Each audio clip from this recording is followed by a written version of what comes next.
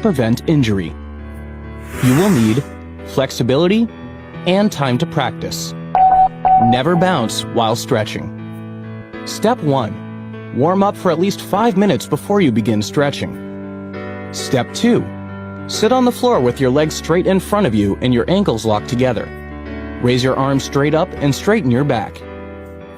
Then bend over and touch your toes.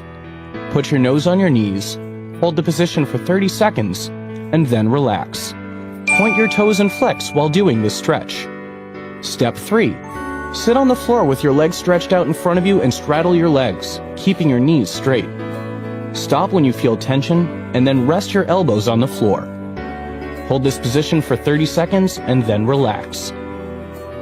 Step 4. Stand with your ankles locked together. Step far out in front of yourself with one leg and touch the ground with the opposite knee. Straighten your front leg and touch your nose to your knee. Hold the position for 30 seconds and then relax. Step 5. Repeat the lunge stretch with the opposite leg. Step 6. Practice all 3 stretches at least twice a day. Master the stretches without pain before you attempt to do the splits. Step 7. Stand with your toes pointing forward and one leg in front of the other.